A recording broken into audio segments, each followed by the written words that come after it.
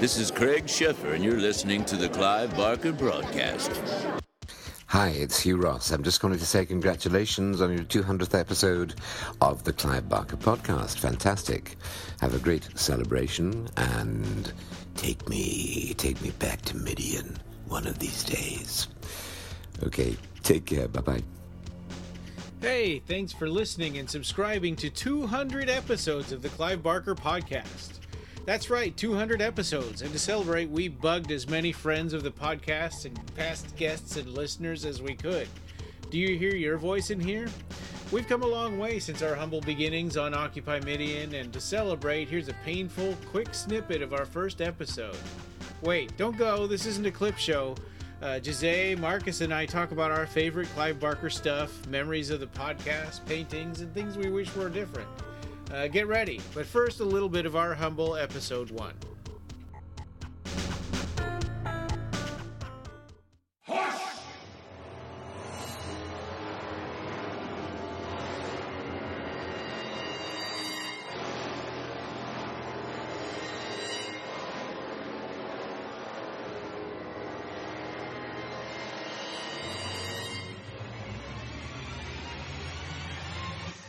So, welcome to the Clive Barker podcast. You can find us at www.clivebarkercast.com. And with me is Roger Boys and Jose Lito. Hello. Hi, I'm... So, I guess to get started, what was, Roger, what was your first introduction to Clive Barker? What was the first memory that you have of his work? Well, that was way back. Probably like Nightbreed or Hellraiser, the first things I ever saw. And then later I saw Hellbound. And that really got me, that got me into it. I was like, wow, this is... I think it was the unrated version I saw, and I was like, oh man, this is like something just for adults. How did I get to see this? It just... That scene with the guy in an insane asylum cutting himself up, that just totally messed me up for the rest of my life. And what about you, Jose? Oh, yeah, well, I think that my first exposure to Clive Barker's work was probably flipping the channel one day and seeing, like, Frank all bloodied up wearing a white suit saying to Christy, hey, it's me, it's Uncle Frank, come to Daddy. And I was like, whoa, what is this? So I wasn't old enough to be able to watch Hellraiser at the time. But I guess my brother got the VHS tape from the video store, and he was watching the movie, and I was kind of like sneaking from the doorway watching the movie too. And, that was a fun thing, and I was like, whoa, this is pretty serious stuff. Yeah. And I got hooked. I got hooked, and then I saw it on the big screen because we had a fantastic film festival in Portugal. Mm-hmm. And it was a tradition that in every festival, there was always at least one session of Hellraiser going on. So I saw Hellraiser in the big screen, and then I saw Hellbound as a double feature as well. That's pretty cool. So, yeah, it turns out that every year, around February, I would go to the film festival and watch Hellraiser and Hellbound. And eventually, Doug Bradley started showing up as a guest to that film festival as well. Oh, that's cool. And, I actually got to meet him like 3 or 4 times. Okay, yeah, that's pretty good. You kind of get the idea. We have better equipment, and that's of course thanks to our generous listeners. Hey guys, it's Craig from Wales. Just wanted to say a massive congratulations on episode 200. I can't believe it's here already. I remember when it was episode 1 and 100. So super chuffed for you guys. Looking forward to the next 200. Here we go. Nice one. So I was thinking of opening this with a clip of the very beginning of our very first episode. That'd be cool. That'd be really cool. Yeah.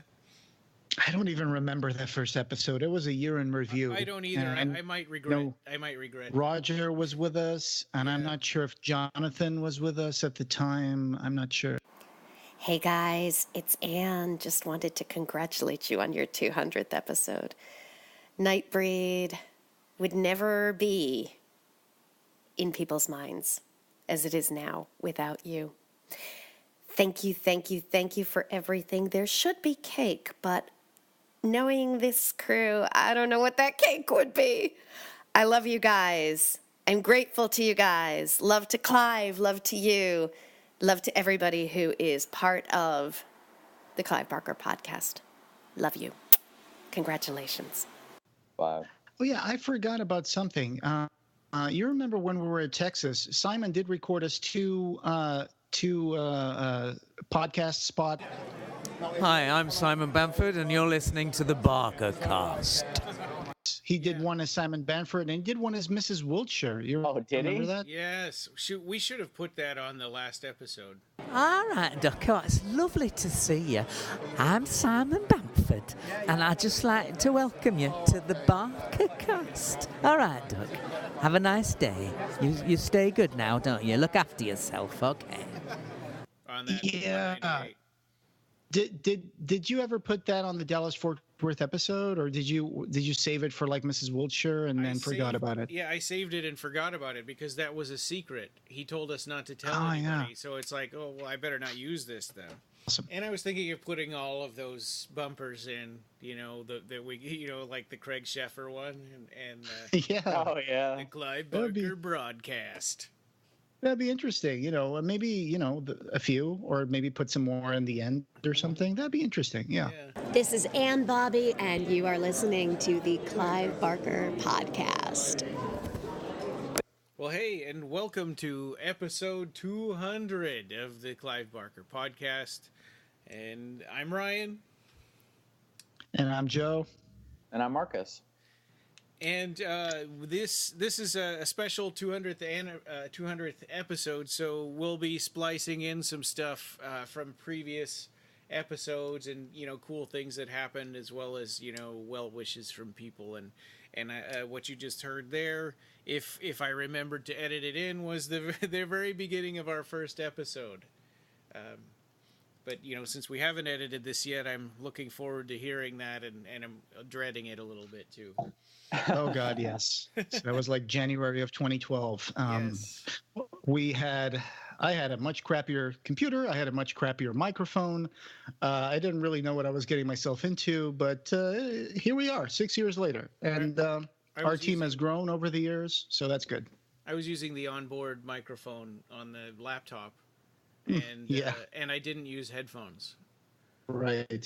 So we've learned some lessons since then, and we've been doing the best work that we can over the years. And like I said, we got Rob to join us after that, and then we had David and Marcus join us as well. David Sharp, Marcus Justin Williams, who is with us today. Yes. And we got to talk to so many people like Simon Bamford, Nicholas Vince, Barbie Wilde.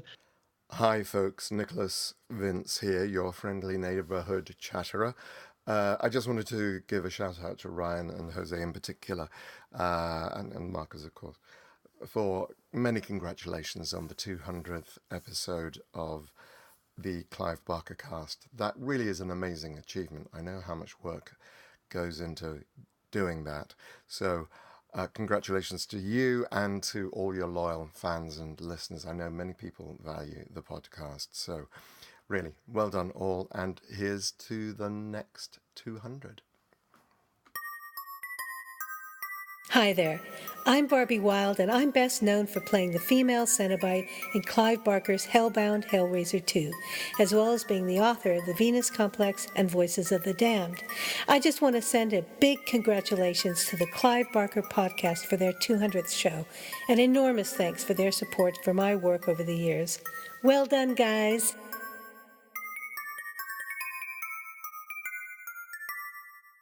Hugh Ross, Mark Miller, and Bobby, so many people over the years. Too many people to mention right now, I think. I have a montage of all the interview episodes that we use sometimes for the Kickstarter, and there's a bunch of people there. People from Fiddle Black, people from theater companies that were adapting Clive Barker's work at the time. Shout Factory. Yeah, the guy from Mergers and Acquisitions at the Shout Factory. Cliff McMillan. Why was I saying Cliff Wallace? That was a special effects guy from Hellraiser. Oh, okay. So yeah, lots of stuff. There's still people I would love to bring into the show. I would love to have people like Jeff Portas join us at some point if he wants to. You know, these are just names I'm throwing out. I don't want to like put anybody on the spot, but I would love to be able to get Clive to join us just to say hi. At some point. Yeah, that'd be cool. Stephen R. Jones, we talked about, would be good to have on. Yeah, big editor. Clive Barker Shadows, Naden. Mick Garris would be good. Oh, that would be cool. I think it'd be awesome to have Phil and Sarah on too. Yes, if you're listening, Phil and Sarah, yes, that would be wonderful. We've been our microphone's always open. Yeah, we've been working on that for a couple of years now. Yeah. But hey, you never know, and there's still a lot of things to talk about. Even though I feel like we were kind of running out of things to talk about. Like there hadn't been any real major movies coming out. We don't have any other options to make commentary tracks. But maybe we can start working on some of those things, like the movies that Clive Barker has artwork in. The last picture show or whatever it's called with it was the last movie by that actor that just recently passed away. Burt Reynolds. Yeah. I don't know. Maybe that's something. The last movie star. Mm-hmm.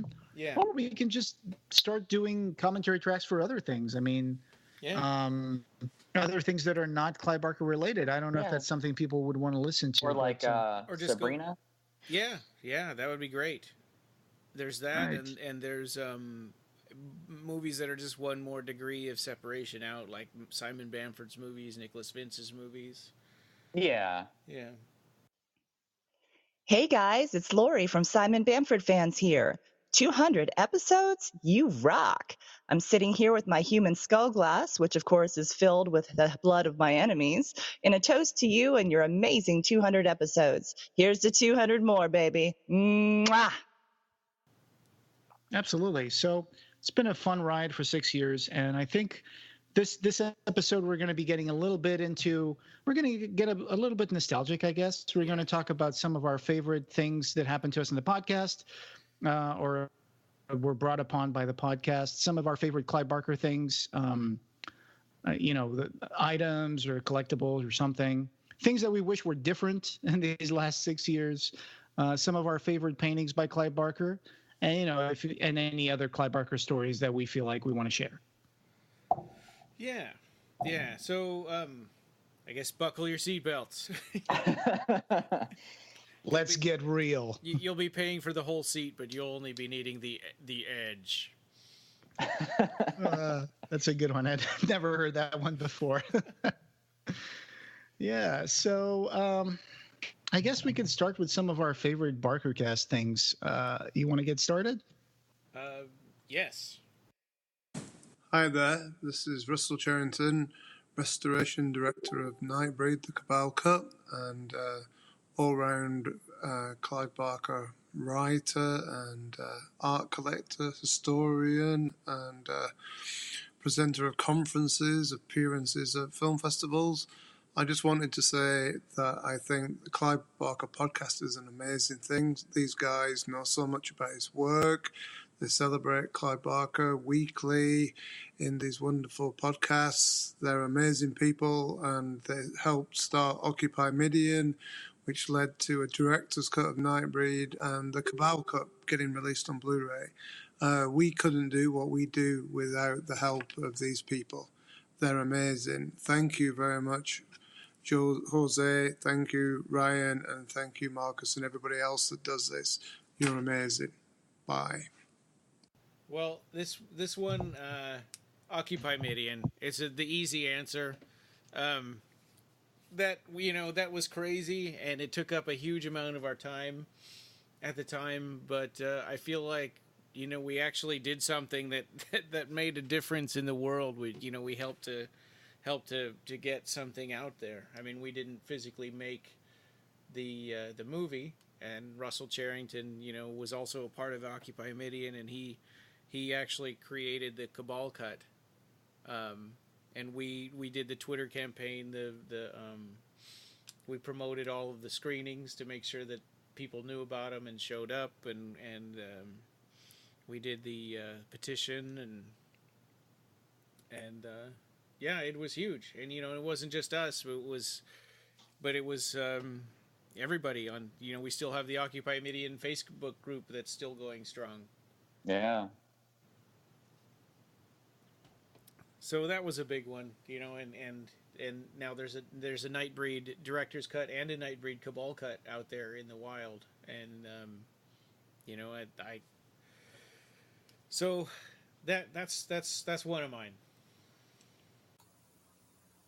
Welcome to the bicentennial episode of the Clive Barker Cast. My name is Michael Plumides, executive producer of Nightbreed Director's Cut, and also a Saturn Award winner of 2015. The Nightbreed TV series is in development at Sci-Fi, if any of you guys didn't know about that. And after all the hard work of Ryan, Jose, and Roger from Occupy Midian, they were very influential on getting that done. So we want to congratulate them on that. We are celebrating today as Ryan and Jose reach their 200th episode. I was fortunate enough to be interviewed on episode 31 and again on episode 86 with Chris McCorkindale, a.k.a. Shunasazi. So congratulations on the success of your podcast, and we hope for many more in the future. Just an update on what I'm doing. I am shooting my first feature film. We're starting pre-production in January of 2019. It'll be the horror comedy known as Ghost Trek. It's paranormal research with an emphasis on bad taste. Again, cheers, and I bid you many happy returns. And I was Michael Plumides, executive producer from Nightbreed Director's Cut. So I think that my third favorite BarkerCast Thing is probably your guys' interviews. I mean, I started as a listener first, and I'm not on every episode. I work and stuff, and so I'm not able to make it all the time. So it's always a real pleasure for me to be able to still sit back and also be a listener and just listen to you guys do your thing. And so just all the interviews that you guys have done over the years. I know we talked about it earlier, but like the anniversary of the passing of Simon Stacey, and like I revisited that when you guys posted it, and that's such a wonderful interview. And, from like Paul Kane and like you guys even doing Kevin Yeager, who never wants to talk about Hellraiser 4 Bloodline. This is Paul Kane. I just want to wish the Clive Barker podcast people a very happy birthday, happy 200th. Thanks for all the support in the past, and very well done, guys. And the fact that you guys got that, and just over the years, like I said on the previous episode, you guys are what got me into podcasts. It was the catalyst of delving down this rabbit hole, and so it's still wonderful to get to listen to your guys' interviews. It really is. Well, thanks. Yeah. Yeah. The interviews have been great. It's a little hard setting them up, I think, so sometimes we don't. There are interview shows, and my heart goes out to people who only do interviews, because that sounds like a scheduling nightmare. Yeah. Yeah, especially if you're talking to someone that's in a different continent than you are, and you have to set that up, and then you have to prepare all that stuff. And it's a lot of work and preparation goes into that. But I think we've had a lot of good interviews, and sometimes it takes a few minutes to get into the cruise speed of the interview. Sometimes you're like, you just start talking to someone for like 5 minutes on the phone, and then you're like, okay, well, let's introduce you and start the conversation. And it takes a little while to warm up sometimes, but then after the first couple of questions, things just start getting more into that conversational tone. And that's when I think it really becomes very entertaining. One of my favorite BarkerCast things since we started doing this has been our audience. I really love it when we get feedback from other Clive Barker fans, like Ed Martinez and Nina Arlene. Mm-hmm. Hi, this is Ed Martinez and Nina Martinez. and we are from Cenobium Magazine, the first and only Hellraiser magazine to last almost 10 years. And we did an episode of the Clive Barker podcast that 191. Episode 191. And we just wanted to give you guys a big shout out and a congratulations on your 200th episode. That's a milestone. That's amazing. You guys are outstanding. Keep up the great work. All the best. And also, Hey, Papa George, what's going on? Miss Bunny, it's the Clive Barker Podcast 200th episode. Quack! That's right. That's a lot of pizza rolls, Ducky. all the best. Let's hear 200 more, you guys. All the best. And they see that what we're trying to do, and they not only encourage us, but they help us get more information. They connect with us. And this also includes everyone that messages almost every day, like Danny Stewart. He's always Johnny on the spot with a lot of stuff about Candyman and conventions. And we got to meet people like Little Spark Films, which is Joe Manco and Catalina Carita, who have been an amazing group of people we got to meet and work with at Texas, like Red Van Ghoul or the Super Ghoul crew over at Facebook. They've also been really, really nice people to look at their content and share stuff with them. Hey guys, it's Joe from Little Spark.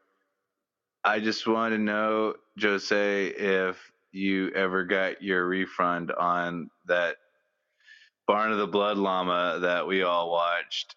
And I think, we all need to have some therapy after that still, even though it's been almost a year. And you should probably sue the guy. So please, follow up on that.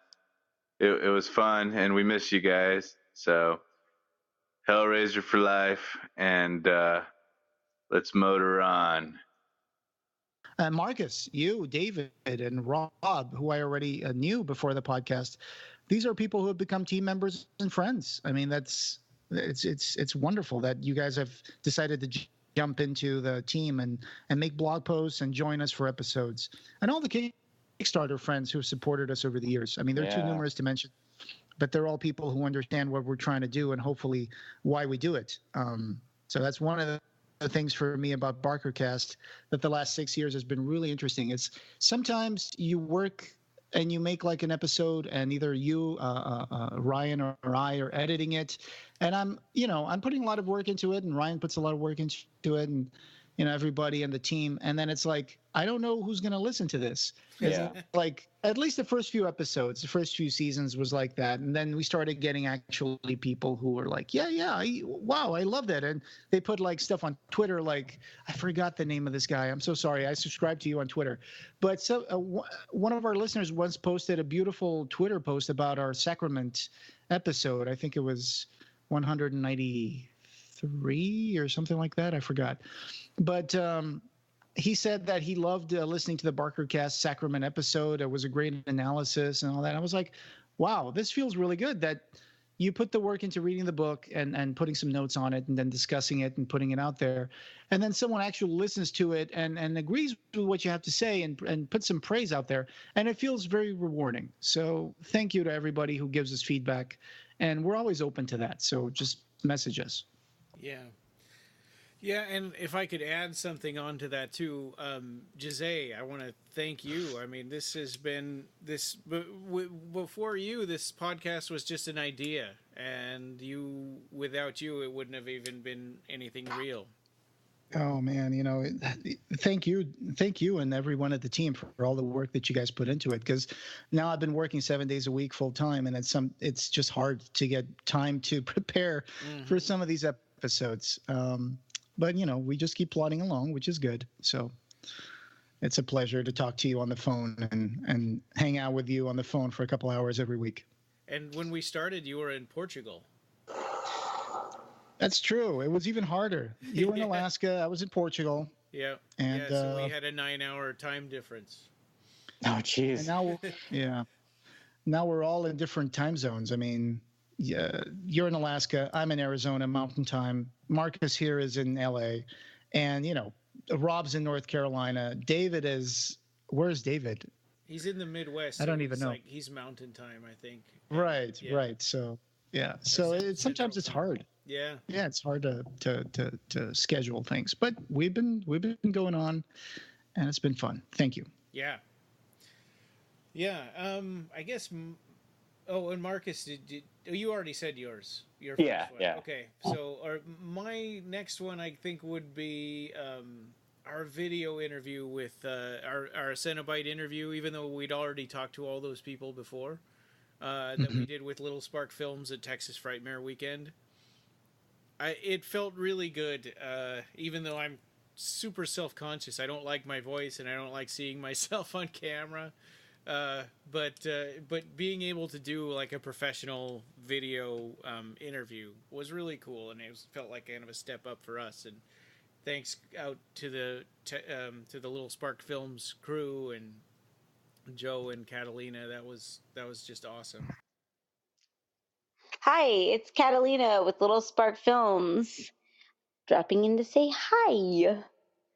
Hellraiser has always just been around. Obviously, Pinhead would scare the crap out of me when I was a kid wandering about Blockbuster. But I was always drawn to it as well because I love patterns. I mean, you can't deny that patterns are amazing. And we watched, now that I'm an adult, we watched the first few movies. And then at our first Frightmare, we ran into Pyramid Gallery. And here we are. Clive Barker has made a really huge impact on our lives in the past few years. And I'm excited to see where it goes. Yeah, they did an excellent job. They sure did. It was one of our best moments for the podcast. And like I said, we got to meet lots of fun people at that Dallas convention. For me, it was a first. So it kind of blew my mind. Like, holy crap, I'm here with all these people, all these fine actors here sitting around me that I've enjoyed their work for so many years. And, I'm making so many friends and talking to people in line, all these people in line to get Clive Barker to sign their stuff. It's like they're sitting here for hours. And I just want to talk to every one of these people like, hey, you're a Clive Barker fan too. I can't believe it. Holy crap. Yeah. Like in Portugal, I never really had many people there who knew Clive Barker. So he's not super popular. I mean, we only had like 2 books translated there. And I don't know why. It's just never happened that people got to translate Clive Barker's works for Portugal. But that's never a fun conversation when somebody says, "Oh, you do a podcast? What's it about?" And you're like, "Oh, here we go." Yeah. Yeah. It's like, do you know who Clive Barker is? But sometimes you get surprised. Yeah. Yeah. Do you know Hellraiser? Is that the one with? Oh, that's Hellboy. No, I don't know what Hellraiser is. Well, I think now things are becoming a little more householdy in terms of like the celebrations with Hellraiser and the year of Candyman, which has become this year a bit. Yeah. All these Candyman things coming out and soundtracks and Blu-rays. So I think it's getting more out there in the collective conscious. So that's good. Yeah, I mean, I think just that he has so many years in between original release, mass market novels. The last one, Scarlet Gospels, was in 2014, which doesn't seem like that long ago now, but it is kind of a long time. Yeah. Especially compared to what his output was in the 80s and the 90s. Yeah. Right. Yeah, absolutely. The 90s were a great time to be a Clive Barker fan. Yeah. Yeah, and that's where you and I came in, was like when things were crazy and there was all this stuff coming out and like, well, what's he going to do next? Yeah, I remember when Mr. Be Gone came out, and that's something we're going to be getting into in a future episode. Yeah. All right. So I forget. Did you say a second one yet? No, you didn't. I haven't, but I think if I can go ahead, one of the other things I like about the Barker cast that's allowed me to do is being able to deep dive into topics and make a big, long blog post. It's usually a big learning experience for me, and I get to find out stuff I never knew before. Like I knew something marginally, but then I'm like, okay, let me see what else I can discover about this and how I can put it in context. And then you end up finding connections and stuff. Unfortunately, my time has been severely limited lately, working full-time 7 days a week. But as things get better for me, I think I'll be able to have more free time again after the holidays, and I'll be able to contribute more than just ideas and see them through to the end. So yeah, but I love those retro, deep from the vaults things that I've done, like Cenobium and trying to complete this article about the Hellraiser Virtual Hell video game that I'm almost done with it. I promise. Yeah. And you did a big one about Nightbreed too. Yeah, when Nightbreed turned 27, I did also it was like, I thought, one of the definitive stories, because we were part of Occupy Midian, so we had a lot of behind the scenes knowledge of what was going on. So I thought, why not just use that and make like a big long blog post? So in that sense, being in a podcast, I used to have a blog before I had the podcast. It used to be called Hellraiser Gallery, and it was a little blog and Blogspot. And then I kind of dropped that after Mr. Begone came out.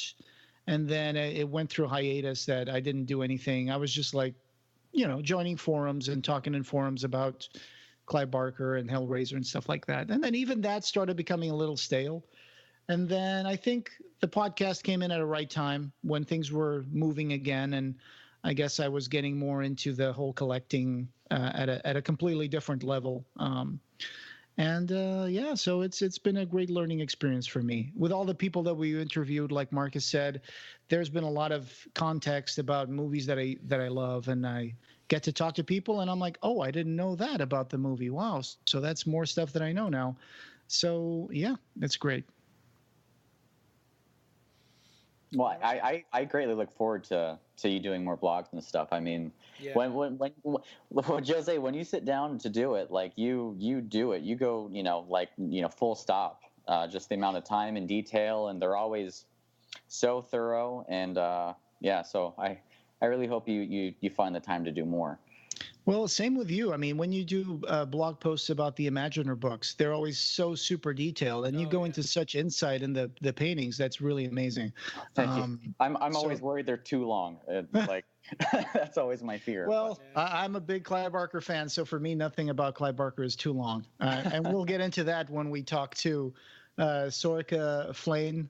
She made that Dark Imaginer book, and it's like 264 pages of academic essays about Clive Barker. Now that's something that's long. Yeah. And some of the things people are saying, I'm like, hey, I don't agree with this. So it'll be interesting to, because they're all different authors.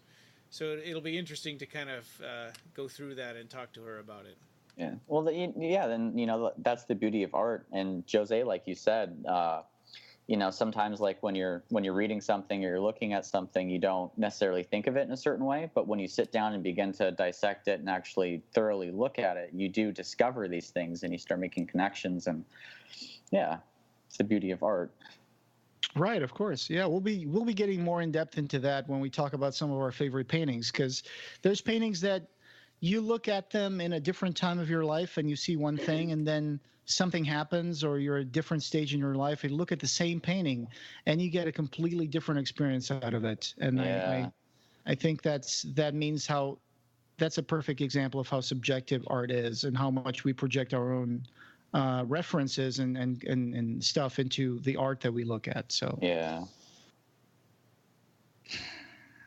So I guess what else did you guys like about or learned doing the podcast?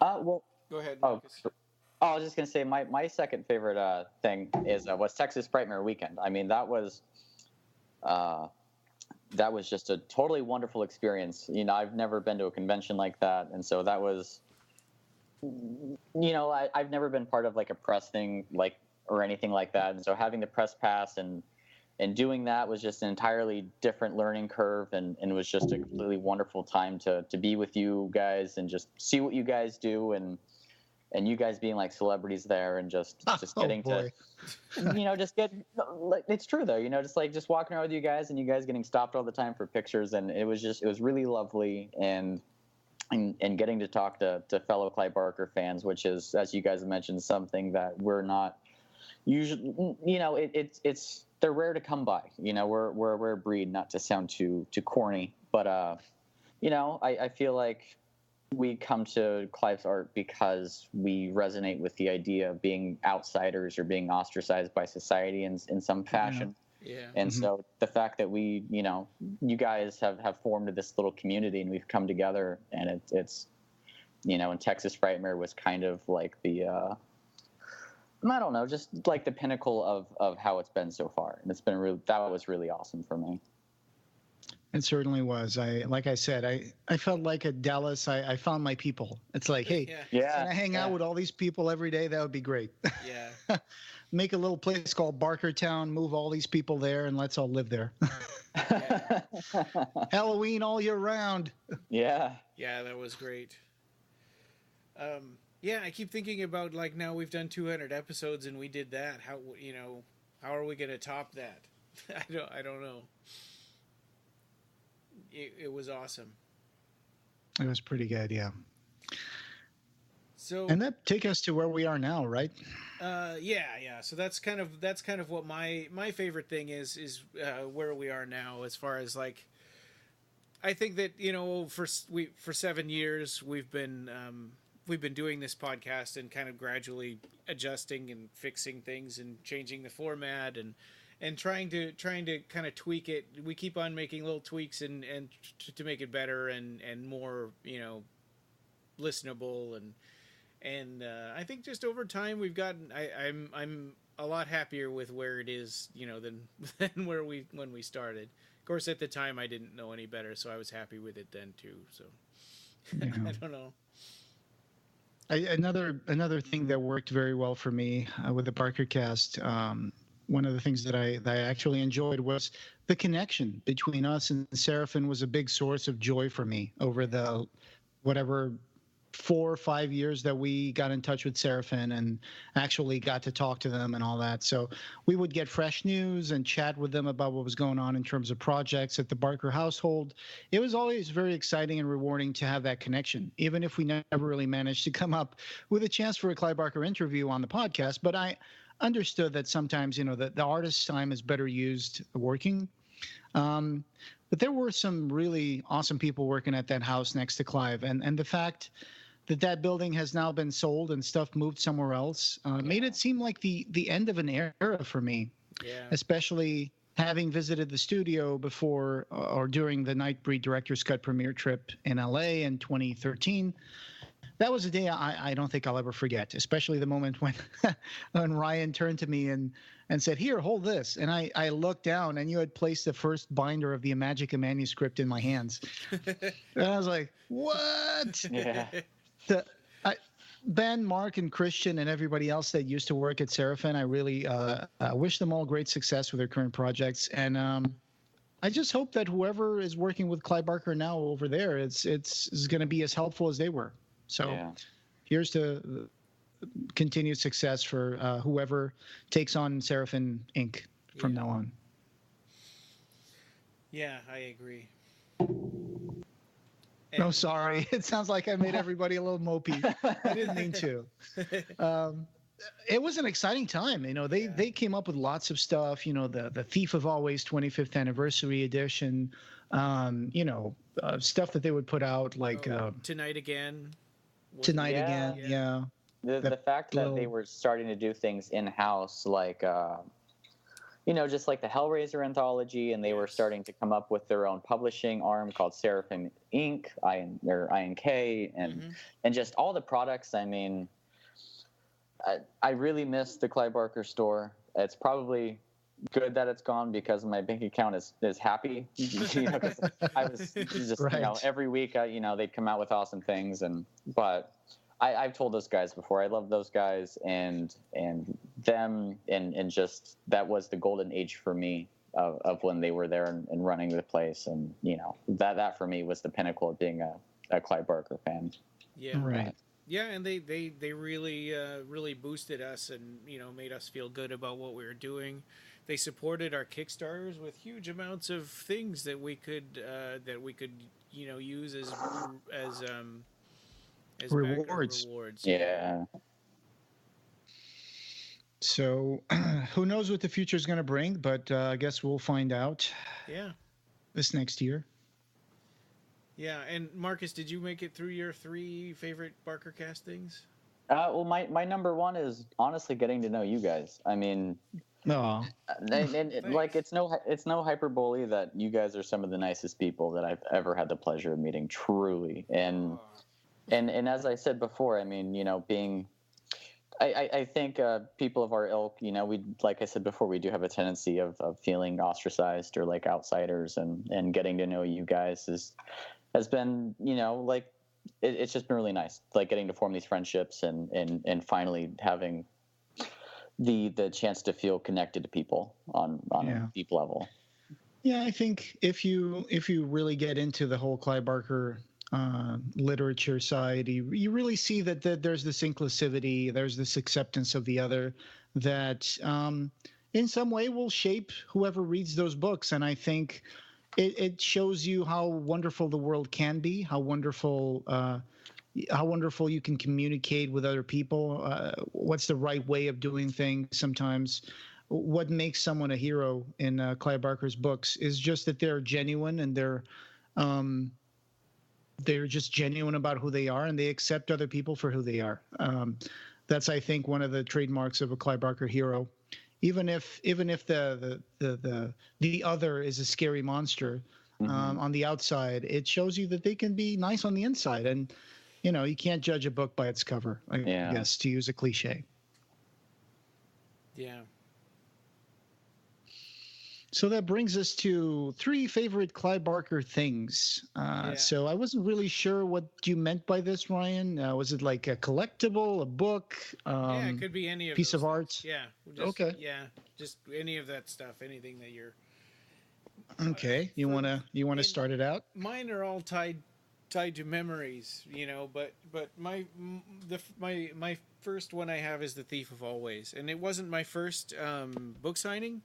But it was my second one. My first one was Imagica, but at the Imagica book signing, I had just it was only like a few months since I got into Clive Barker, so I was not caught up, and I didn't really, wasn't super familiar. I'd read some of the Books of Blood, and I'd read Cabal, and that was it. But when The Thief of Always came out, then I was like, all on board, and I had, I'd caught up to that point in all of his writing, and I got to see him talk. He did a Q&A at the Pike Place Market in Seattle, and so that The Thief of Always, I guess, is just a big one for me, and it showed his range as a writer, because I guess Weave World had already come out, and The Great and Secret Show, but those were fantasy, but they had some horror elements in them, so there was like a little bit of a bridge to them, and this was a children's fable, and even the book publishers weren't on board with this. They were like, no, this is not what people want from you, and he ended up only taking $1 for it, so that he could get it published. And The Thief of Always is amazing, and I love Abarat too, but I think The Thief of Always is kind of, that's might be one of my, I don't know if it's my absolute favorite book of his. It's hard to just narrow these things down to 3, but I have maybe the warmest feelings for The Thief of Always. How about you, Marcus? To be honest, I was a bit unsure how to form this list here. Because you have such a big collection of Clive Barker artwork. I would probably just bring up stuff that that you have as artwork. Yeah. Yeah. Well, yeah, and then that's a lot. Like my favorite work of Clive's is The Great and Secret Show. So I mean that's probably the pinnacle for me of one. That was like my Thief of Always when I was like all in and like. And really saw the true depth and brilliance. But the list I compiled here is just like more recent releases of just things that have happened in the past couple of years that I've really loved. And so my number 3 is the fact that we've gotten so much more Nightbreed. Between the director's cut and the Cabal cut, the director's cut is probably one of my favorite films of all time. For me, that's my favorite version, just because I felt like I had finally seen Clive's true vision that he had put at the outset of what he wanted to do. Right. And just knowing the story, knowing the journey of, of what it took to get there. And also getting the Cabal cut. Was that earlier this year or was that last year? I don't really remember. That was, oh my gosh. I think I know last year. I think it was time 2017. Okay, time flies by, but that was and again, an amazing thing. I had the chance to see the Cabal cut at the Egyptian Theater in 2013, I believe, and Clive and Mark were there, and they did a Q&A and stuff, and the fact that you guys included me in the end credits on your audio commentary was just like put me over the moon, and so just everything with Occupy Midian and just all that. So that's one of my favorite Clive Barker things. All right. Yeah, I have to say probably the Cabal cut Blu-ray, because that was the first commercially available Blu-ray that I was invited to make a commentary track for with Ryan, and I was so stressed out and happy about that as well, because I was like, first news is like, oh, that's great. You guys want us to be in the Seraphim Cabal cut Blu-ray? That's wonderful. We'll do a great job. And then that sinks in and you're like, what am I going to talk about? What am I going to say? So I think I micromanaged all that stuff a lot. And I think I drove Ryan a little crazy because I was just writing down. I was writing down almost like just a ranting kind of commentary track where I was pretty much not giving Ryan any space to say anything, because I was just getting so excited about it. I was just kept on writing more and more stuff. I do get a little nervous when you write monologues, in the notes. I'm like, uh-oh. But no, because I have to give room for you to talk about the scene as well. So yeah, but it was great. I mean, we were super nervous. It was funny because we've done so many of these episodes, and we've done our own like unofficial commentaries for all kinds of stuff, including Nightbreed. But this was the first time that we were going to be on a Blu-ray where it's not like our listeners necessarily listening. Yeah. So we had some false starts. I think we started it like 3-4 times before we actually like got in the groove and like, okay, now we're doing this for real. Yeah, a couple of starts, maybe 2 or 3, and then we just did it the whole way through, and that was it. And I was actually surprised at how we managed to just do it in one sitting like that with minimal editing, I guess. I mean, we just had minimal editing for like quality and some stuff that we kind of moved a little bit here and there. But it was awesome for me to do that. And now we get to have that, and that kind of crystallizes our participation in the Occupy Midian thing, and that was a wonderful opportunity. So that was one of my favorite Clive Barker things. And also, I guess this belonged more in the first section that we talked about. Also, the connections that we made in social media with people like Pete Atkins, Jeff Portas, the effects artist, and the Cenobite actors. That's something that I feel like doing the interviews, doing these commentary tracks, doing the Barker cast. That was one of my favorite things that happened, was being able to connect with all these people. But yeah, the Cabal cut Blu-ray, top of the line for me. Yeah.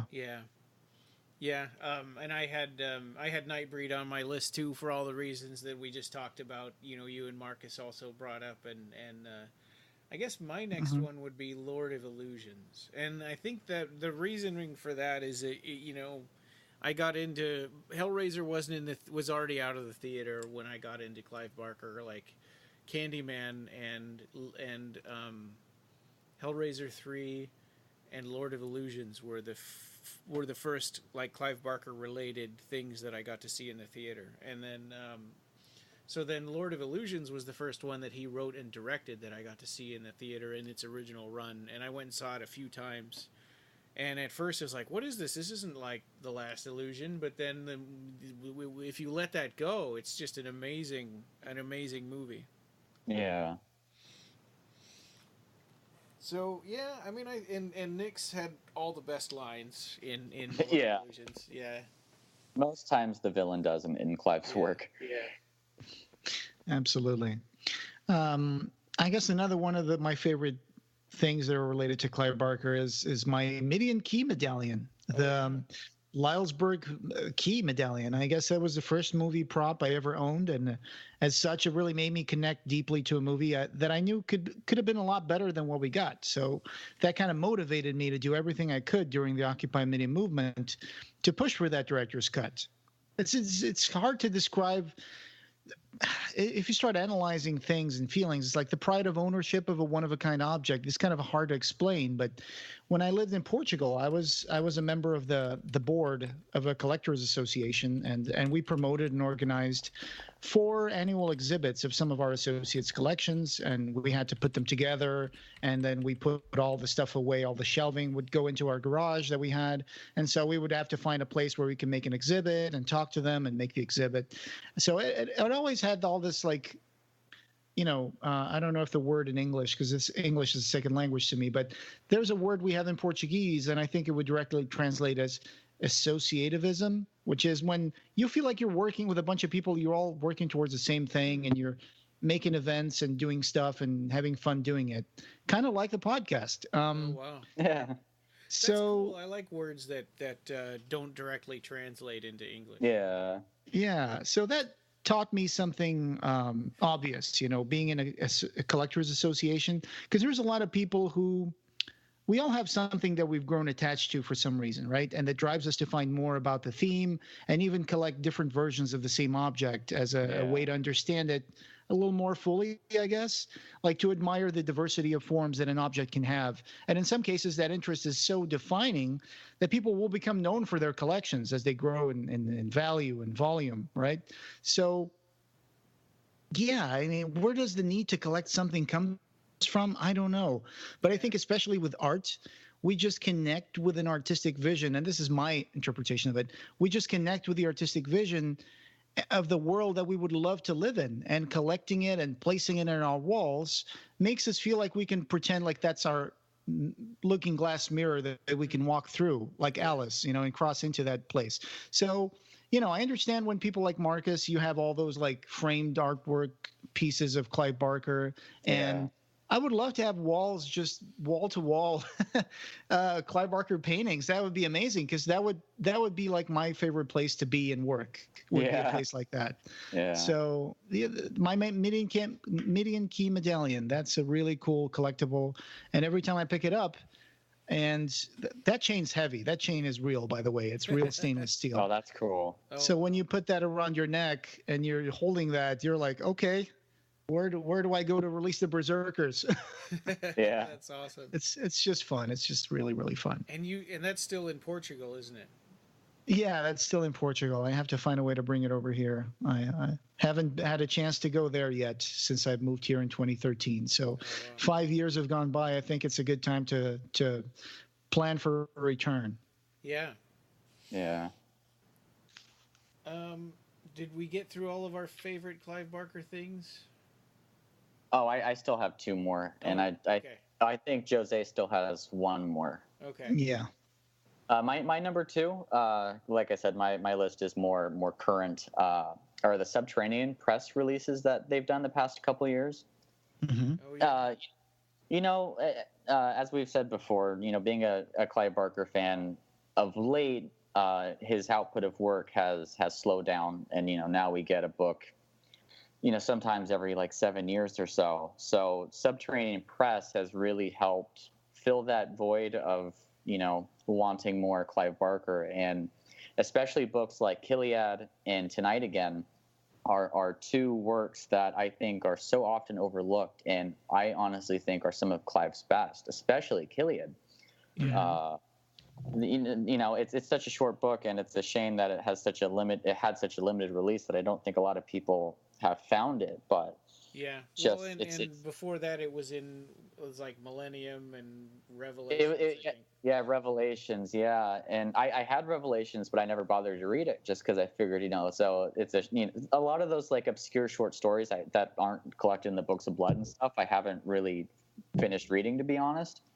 And so Gilead was another one of those, but getting the Subterranean Press and actually reading it, and I know that at the time Clive was almost in like this nihilistic state, and he was in a deep depression, and just reading it really resonated with me and affected me. And honestly, it's one of those books that changed me. And same with Tonight Again. I mean, and they've also done like Tortured Souls and Infernal Parade, which are, I have the McFarlane toys, but I never opened them. So I never got to read the stories collected in them. And so finally getting to read those, and their latest one was Hellraiser: The Toll by Mark Miller, and it included some of Clive's artwork. So I mean, like, they've just really helped to satiate the want for more Clive books. Yeah, the itch, right? Yeah. The itch. Yeah. Scratch the itch. Like, when is it coming out? Was the first one the Hellraiser Hellbound Heart 25th anniversary or 20th anniversary? I think that was Earthling. That was Earthling. Okay, not Subterranean. Right. Yes, but I think Chiliad or Kiliad and Tonight Again. They really struck me as very personal, intimate, from Clive Barker. You know, that they're really like, I don't know, you have to read them to understand. But if you have a certain insight about an author and then you read those two books, I think that really explains a lot of things about Clive Barker, and it explains the point that he was in at that time mentally. Yeah. So very, very interesting choices there, especially with Kiliad and Tonight Again. I think those are books that people should, if you're really into Clive Barker and you want to read everything that he's published, these are two essential ones that I feel like you really should try to find and get them. I think they're available as Kindle books. I'm not sure. Yeah. Right. So that might be the way to go, because they're getting more and more rare and expensive to buy them out in the wild on eBay. Yeah. Hi guys, this is Sarah Line, just emailing you or messaging you to congratulate you on your 200th episode coming up. What a fantastic achievement that is, and a landmark, of course, in podcast world. I just wanted to send you this message to say I look forward to later on in the series, having a chat with you guys later on in the series. And also to say that, obviously, with Halloween coming up, I will most certainly be indulging in my love for Clive Barker by probably rewatching Hellraiser and Hellraiser 2 Hellbound. So congratulations again. Have a wonderful, happy Halloween. And I look forward to seeing you soon. So another one of my favorite Clive Barker things, actually, I'm going to go with a really recent find that I did on Goodwill. These things really get to me. I found a Goodwill on one of those 50% off Saturdays, and it's like completely unexpected. I was going to pick up some food, and I was like, hey, I'll just stop by here and see what they got. I found a Weave World first edition wrapped in Mylar, signed by Clive Barker with an 80s signature. And I'm like, holy crap, I just pulled that book out. It's like, oh, Clive Barker. And I pulled it out, and I was like, okay, let's check out what edition this is. Not just that, it's the UK one. It's not even that wasn't even the US. I mean, that's amazing that shows. Is it? I thought it was the US cover. I wasn't sure. I haven't looked at what edition it is, but I could tell it's the first edition from the page code. And then I looked, and I found a signature, and I looked, and it was like my eyes just kind of bulged out of my sockets. And I was like, okay, let me check to see if this is printed on the page or it's an actual signature. And I was like, oh, it's an actual signature. Huh. Yeah. So I got it for like less than $1.50. So I guess that was, one of my favorite recent purchases. These are, it's almost like these were put there by some higher force to be found by me. It's like that's a nicer thing that probably would actually happen. You just imagine somebody coming home and their spouse is like, "Hey, I got rid of some of your old junky books that you had laying around." Yeah. Oh. Hey, where's that Clive Barker first edition? Oh, that was the first edition. Yeah. So I kind of rescue that book off of Goodwill. I always consider myself as a curator of the collection of art and books and art pieces that I admire. So that's one of those that I was like, yoink, I'm grabbing this one, taking it home. I'm gonna give you a good home, little book. Don't worry. So that's wonderful. I always love when those things happen. You can't predict any of this will happen. You can't prepare for it. But when it happens, it's really fun. Yeah. And you're like, look at that. It's the autograph first edition for like $1.50. Yeah, I'll take it. Thanks. Yeah.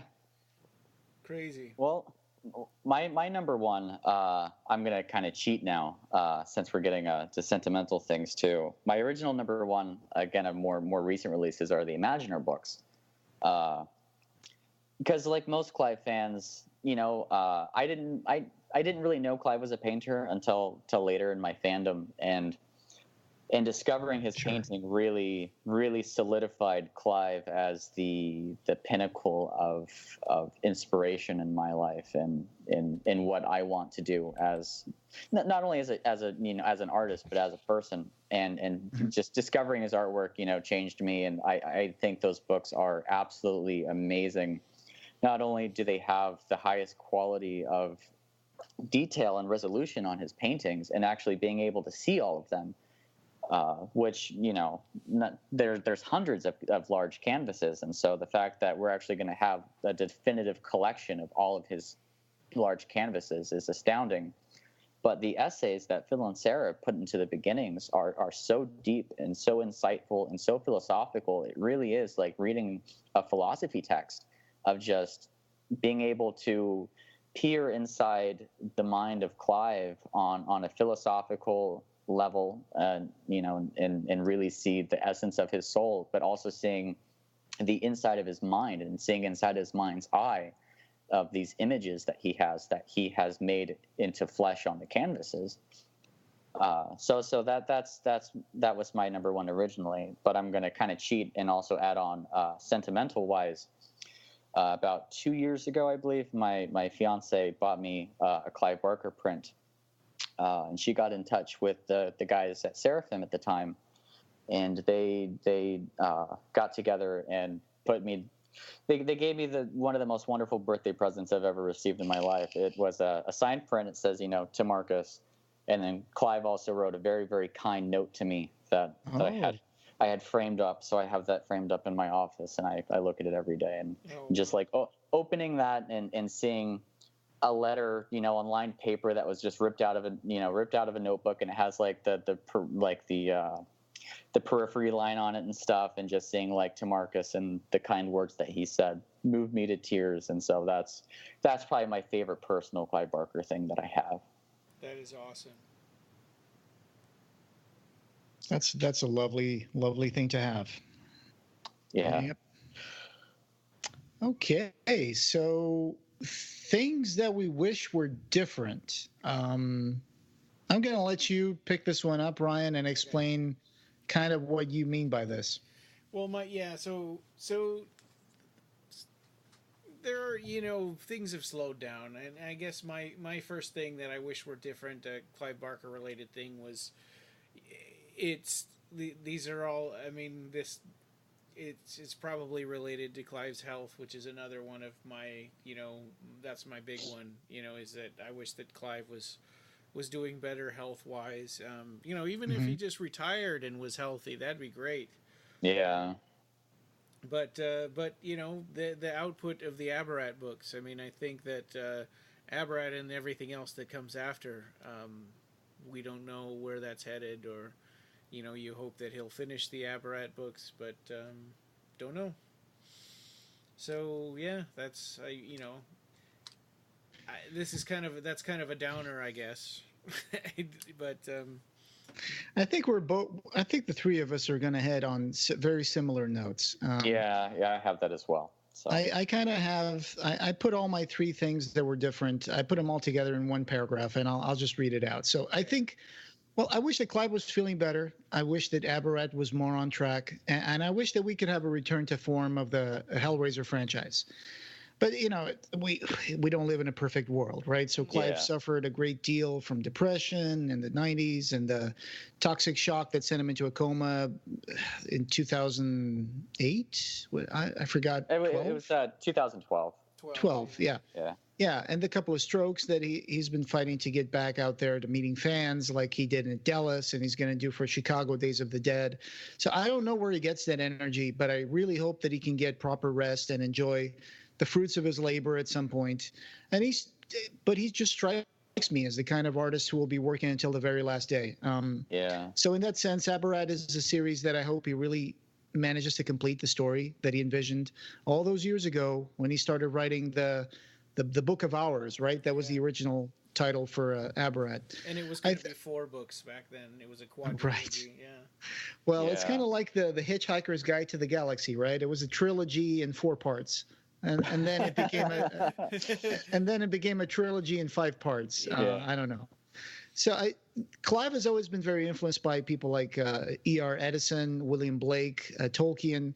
So I guess this would be Clive's Lord of the Rings. Like he said once in a mini documentary about his painting, as a gay man, those paintings are his children. So I think he sees that Aberrat as kind of like his most ambitious and more complete vision in terms of storytelling. So the Kree Rising book, which is supposed to be Aberrat Volume 4, has been written and rewritten a few times, as we say, as we speak this. And I really hope that those last 2 volumes will really come out eventually, even if it takes Clive some help to complete that undertaking. I mean, Aberrat 3, Absolute Midnight, came out in 2012? 2011. 2011. So it's been 7 years. As for Hellraiser, I have very mixed feelings about the future of the franchise. I mean, Judgment didn't leave it in a bad place. It was a place that was both familiar and different. So with Doug Bradley gone and Paul T. Taylor in, and the fact that the Weinstein Company is kind of in a state of flux and kind of broke, what will happen to the Hellraiser franchise and how much money will they invest in the next installment? I mean, I don't know. Rob posted an article about some Miramax CEO saying more Hellraiser will be coming in the future, but it's like, yeah, but how much are you going to put into it? You know, what sort of, who's going to work in it? You know, how are you going to do that? They can't go on making them cheaply like they've been doing without further damaging the franchise, or making it almost irrelevant in the long run if they just keep doing movies to keep the franchise, you know, in their possession instead of actually trying to tell a story. It's going to make it irrelevant at some point. So the only way this would ever get back on its feet is if they decide to either reimagine it, make it scary as possible, bring back the dynamic between the desires of the protagonists and the cunning plans of the Cenobites and Leviathan. I mean, expand on that stylistic potential of Hell. You know, give us a good story with good special effects. We need some breadth and scope for Hellraiser, not smaller and smaller stories that take place in like a room with like 5 different people or whatever. Okay, so that worked for the first movie because of the family dynamic, but I think Hellraiser needs to stretch out a bit, even if it takes some hooks and a little bit of elbow grease. Right? It needs a proper vision. And bring back Peter Atkins. Again, hashtag bring back Peter Atkins to the show.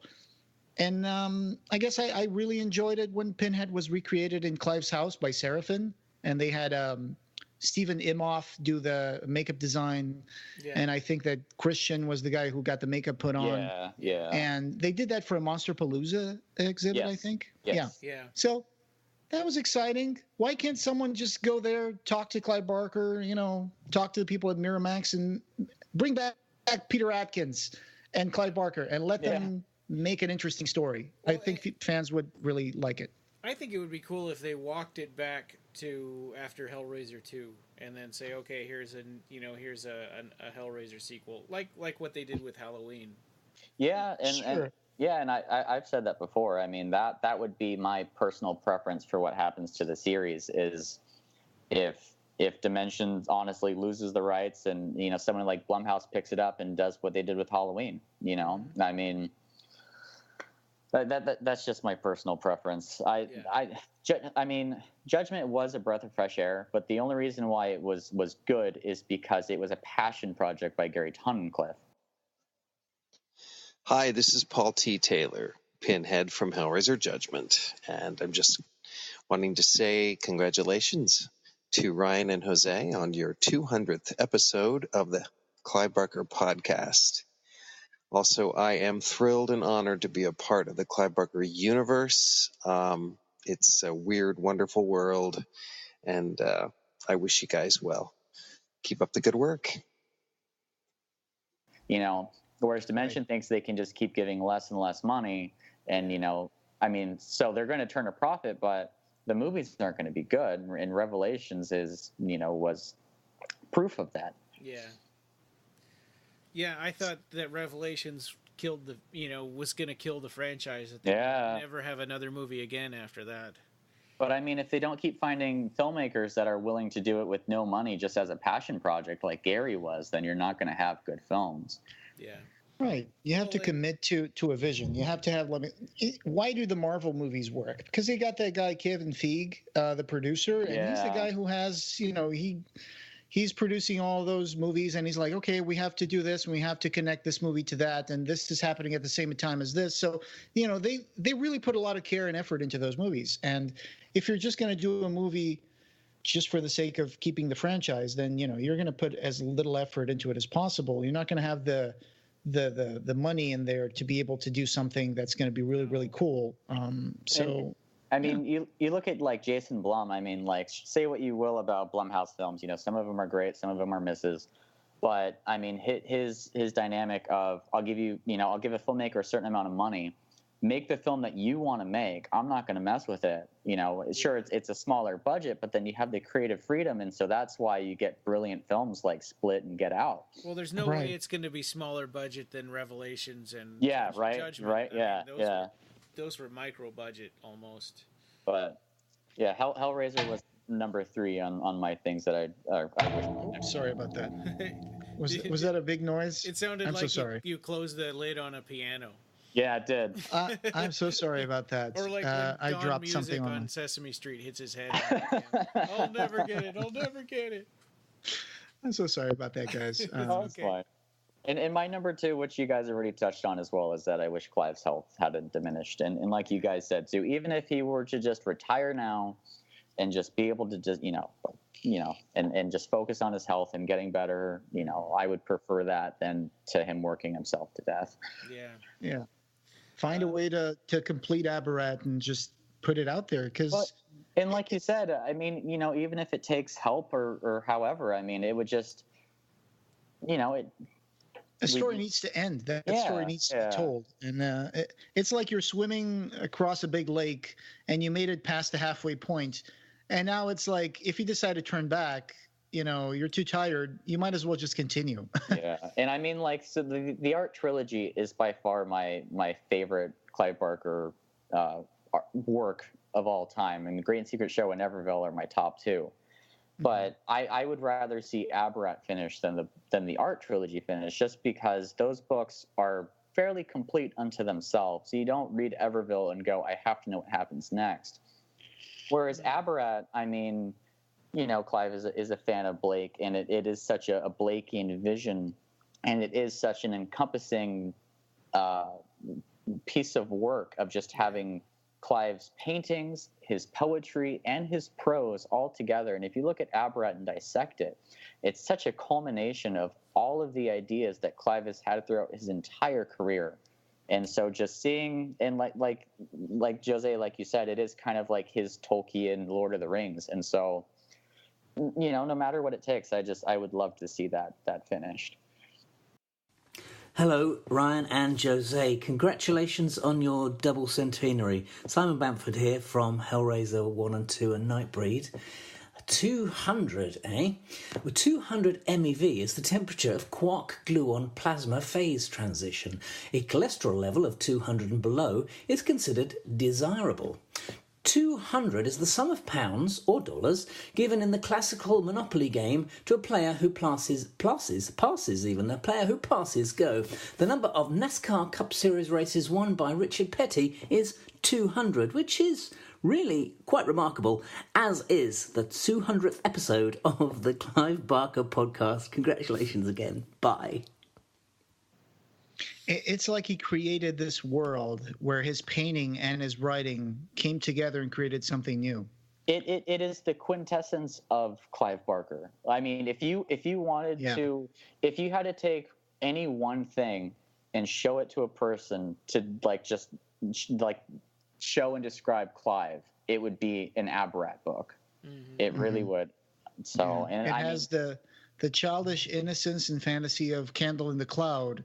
Yeah. With the world building of Imagica. And I mean, Absolute Midnight, that got very dark and very metaphysical. I mean, I would say that is nearly on par with the art trilogy. Yeah, yeah, I agree. It really, really picked up in that one.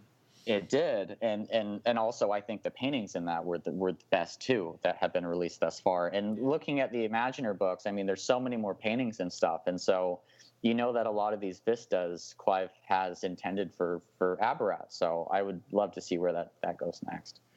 Yeah. Ryan, Jose, Thomas Negovan here. You guys are the beating heart of the Clive Barker fan community. Congratulations on 200 awesome episodes of the Clive Barker podcast. Thank you so much for everything that you do for us fans. And here is looking towards the next 200. Congratulations, guys. My last one was Nightbreed rights, and this is a shorter one, but basically Nightbreed's international rights were sold to Revolution Studios, who are just sitting on them, not doing anything, and they could easily have just leased it out to Arrow to say, hey, make the director's cut in the UK and Europe. And they're just sitting on it, and during Occupy Midian, when it was really bittersweet when the director's cut came out, because we were getting blamed for them not making an international version. Yeah. Right. That's something that a lot of people feel very strongly about, and they're completely right in saying that it was a British movie made in Pinewood Studios in Canada, and I said and Canada, not in Canada. I know Pinewood Studios are in England, but so yeah, I understand the crew and the director. They're English people, and it's not available on Blu-ray in England, and it's an incomprehensible thing to a lot of people, myself included. Yeah. So I wish that they would do that at some point. I know that we get people like the other day. I saw someone posted in a group saying, "Hey peeps, I just want to let you know that Nightbreed is going to be playing on in the TV in the UK. I don't know if it's going to be the theatrical version or the director's cut, but it's I don't remember when was the last time the Nightbreed was on TV." And someone was talking about that, and it's like, yeah, I remember that coming out years ago, and then I never saw it back on TV. And it's like, that's crazy. Nightbreed deserves to be on TV more often than, say, Beverly Hills Chihuahua 2, but that's just my opinion. Yeah. So anyway, I wish that they would do that too. Yeah. Anyway.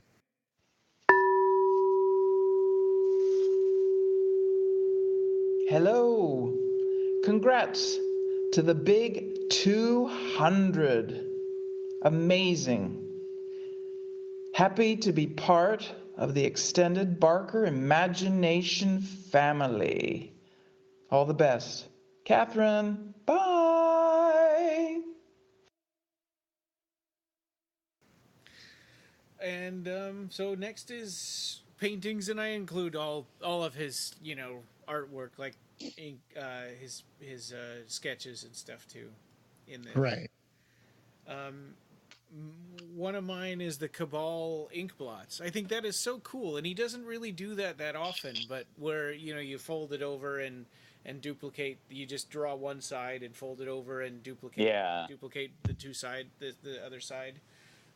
They're really cool, and I especially love like the bloody Decker mask, that's being like lifted up and it's dripping blood, and the Cabal face, and there's so many cool ones, and he hasn't really done anything like that since then. Yeah, one of mine is it almost looks like an alien. It has like this extremely large head with this body that's kind of pushed into itself. Mm-hmm. And personally, that's one that the moment I saw it, I've wanted to get a tattoo of that. So that will happen one day of that piece. Oh, wow. Yeah, those ink blots are really great. You have to be really trusting of your tattoo artist. Yeah. And one of my favorite paintings, I forgot the name of it. I don't know the name of any of these paintings, but I'll include the images so people can see them in the show notes. The image I'm going to talk about is the one that is a man sitting on top of an egg, holding his face in his hands, crying. And Clive created this painting after his father died. So this painting strikes me at a deep level because I've lost both my parents over the years, and I think, all of us are our own person, but there's also an inescapable idea that our parents have had or have at some point a vision of who they want us to be. Our parents are, for a good part of our lives, the people who instruct us about the world, and they connect us to the world that existed before we were born. So they tell us, oh yeah, your grandfather did this, or this is our family history, or, I went on vacation with your mom and, on our honeymoon, and then 9 months later, here you were. So they're the ones that feed us the thread of our family stories, right? And we grow and we learn to properly communicate and change from children into adults. And as we do that, we learn how to communicate better. We learn to have more meaningful conversations with our parents and get a better idea about their view of the world and their view of us. And that kind of helps us look at other people differently as well. Once they're gone, that's it. I mean, there are questions that will remain unanswered forever. So I guess like an artist has an idea for his canvas, I think most parents have an idea of who they would like their children to be or what sort of life they want for their children. I don't have children, so I have an idea. If I had hypothetical children, I would probably be concerned about who I want them to be and what I want them to experience in their life. But I guess, Ryan, you're the one here that has kids. So, right.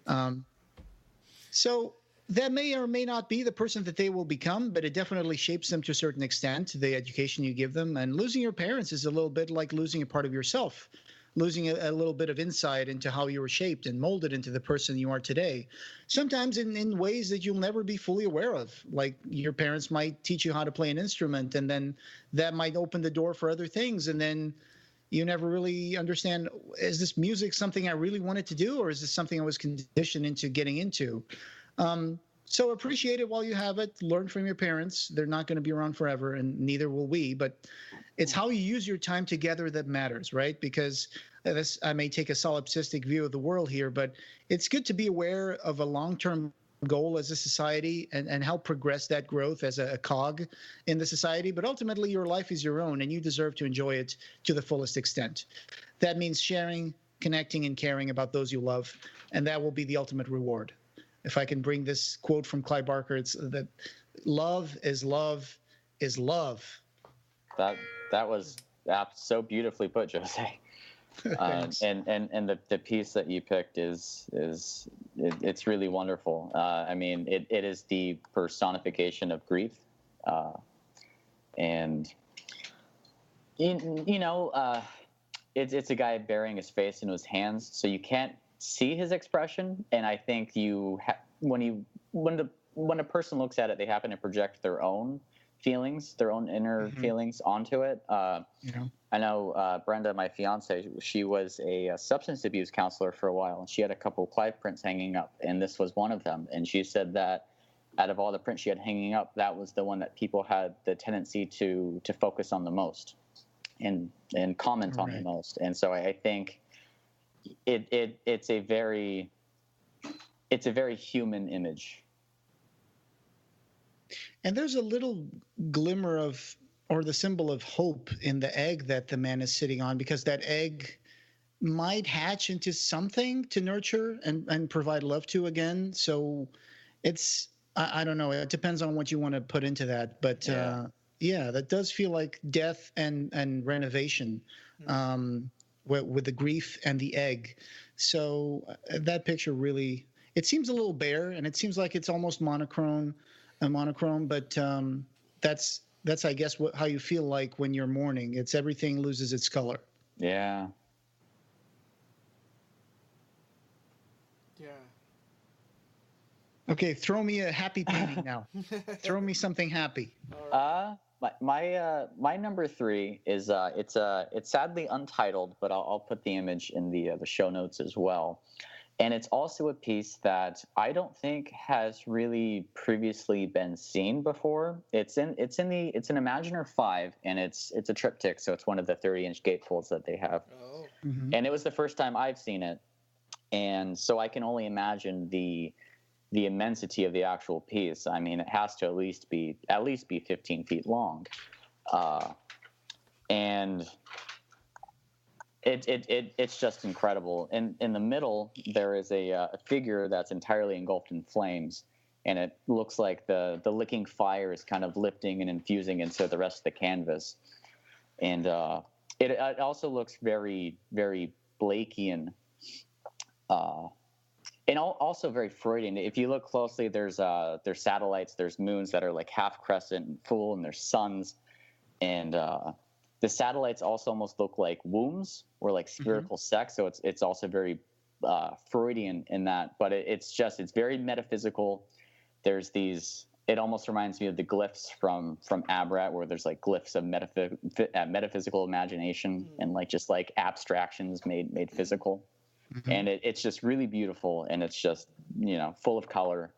And sadly, you can only really see it in Imaginer 5, but I'll post the image in the show notes. Sure. Yeah. I wasn't familiar with that. For those listening, if you're, follow along on the show notes, click on maybe on your web browser on a computer, and then you'll be able to see all the pictures that we're talking about. How about you, Ryan? Devil putting his eyes out. Oh, yeah. Yeah, that sketch. Iconic. Yeah, and I had a bootleg T-shirt that I got of that in like 1991 at a comic book convention in Seattle. And I wore that thing to death. And in fact, I wore it out to the point where all that was left was the picture. And so I cut the picture out and I had it hanging up in my garage. That's cool. Until recently when we moved. I just threw it out only a few days ago. Do either of you have the statue of that was made? No, that was too much money for me. Yeah, me too. Yeah, I don't, because I never really put in any money into kits or anything like that. So I remember there might have been, was it a statue or was it like a kit that you had to assemble? Yeah, I think it was one of the resin kits that you had to paint. Yeah. Don't quote me on that. But I remember that came out maybe late 80s, early 90s or something, right? Yeah. Yeah. That's cool. I guess I can go ahead and mention another one of mine is the image that was picked for the cover of The Creature, the Painter, and the Father of Lies. Yeah. So that painting for me represents the wonderful world of the creative mind. It's just a profile image of like a man on a kind of a grayish background that's got some wisp stuff going on, and it's like magic in a way that we can create landscapes, conversations, characters, abstract concepts, and play them in our mind. It all comes from being able to imagine things that don't exist, or may never exist. So in a sense, we imagine things because we can lie. To imagine things is a little bit like lying to yourself and pretending that that's real. I guess from an idea to final form, I guess that's what David Lynch calls catching the big fish, that ideas are like fish and they kind of bubble inside your mind, and suddenly there they are, coming up from some deeper thought process that you don't fully control behind the curtain. And then you just grab it, and if it means something to you, then you try to put it on paper, or you try to put it into canvas, or you try, make it a movie or make a theater play out of it. So, and then you let it grow and you expand on it. Sometimes it's easy to think of yourself as two separate entities, mind and body, or mind and soul, or whatever you want to call it. But I think the magic is that those two things, kind of like the idea of space-time, are interconnected in this lovely union of biological processes and electrical thought processes wired in our brain, and that creates consciousness out of a bunch of pink jelly inside your skull. And so that orange fire on top of the head, it's like I interpret that as the vivid processes of the mind that give rise to who we are and everything that we can imagine. I was at a signing of his for Mr. Be Gone, I think it was, and he had a Q&A. This was like the second Mr. Be Gone one that I went to, but he had a Q&A afterwards, and somebody said that, that really hacky question, where do you get your ideas from? But his answer was really interesting. He said, it sometimes it feels like there's a divine force that pours these colored syrups into my head, and it's my job to get them out as fast as possible. So Yeah, this painting kind of reminds me of the colored syrup, getting poured into his oh, head. that's really wonderful. Yeah, Ben Mears, when I was talking to him once, he said that Clive's mind is like a glass of water that's constantly being filled, and that he has to keep pouring out the water onto a canvas, or else. Ben described it that he thinks that if Clive wasn't able to make art, that his face and his mind would melt like Raiders of the Lost Ark. So.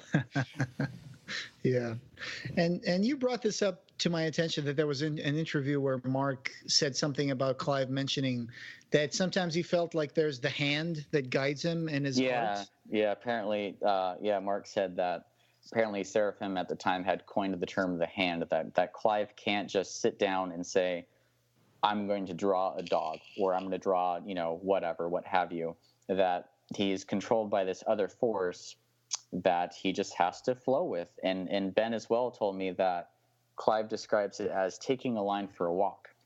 And so that's what Clive does. He just puts the pen down and he just takes it for a walk and follows wherever it goes.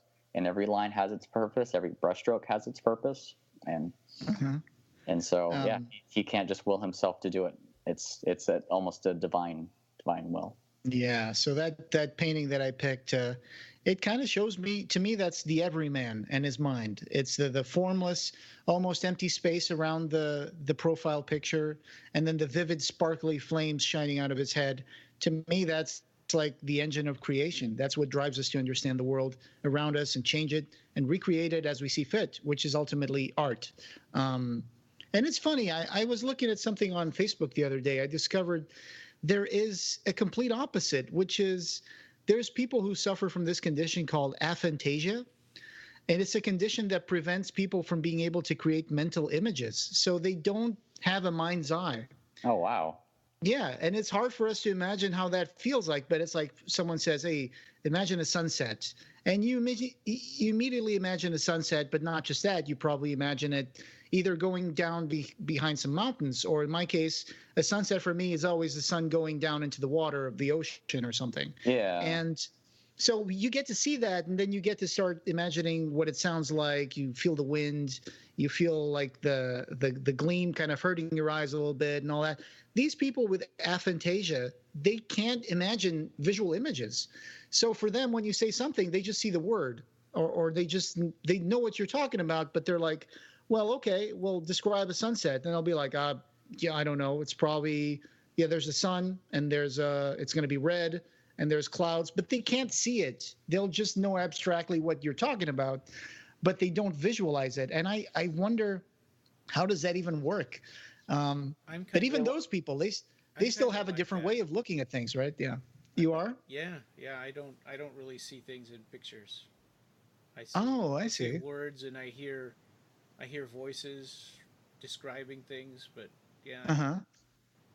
That's fascinating. You might have some of this to an extent. I don't know. Well, there's even writers who say that they can't mentally visualize what they're writing. They just write, which I personally don't understand that. But the aphantasia is a very interesting thing that you bring up, because personally speaking, when I look at the painting, I almost feel like, it's a man standing in a crowd. He's just seeing the world, almost like a massive crowd walk around him, but their minds and their personalities are so devoid of color and life and imagination. Yeah. You have this imaginative person with the mind that's, like you said, burning with fire and color and almost this prismatic thing stuck in a monochrome world. And so, yeah. So I love that picture. Beautiful choice. Thank you. How about you? My second one, which is probably honestly my number one, but I put it as number two, is The Resurrection of Christopher Carrion. Oh yeah. That's a piece that was featured in Aberrat 3, and I just think just the alchemy of colors and just everything that's in it. If you look closely, you can almost see like little figures of just maybe creatures, but it's almost like, I don't want to say a Christ-like figure, but that's, when you deal with resurrections and things like that, it almost looks like that. Or it could also be, because it's Christopher Carrion, he's the personification of death and nightmares, but you have him being brought back to life, spoilers, in Aberrat 3. And so it's almost like a resurrection and a crucifixion encompassed in one. And so it's that life and birth and rebirth. And he's got the two hands coming together, almost in a prayer, in like prayer, yeah. And so you have like these tendrils of color surrounding his head and just the nightmares below him. And I think it's just it's a really beautiful piece. And I know Thomas Negovan of Century Guild. He told me years ago that he was talking to a collector and was showing him the piece and was talking him up about the piece for a good hour because the guy was on the fence of whether he wanted to buy it or not. And at the end of the conversation, Tom goes, "You know what? I just talked myself into buying this." And so Tom bought it.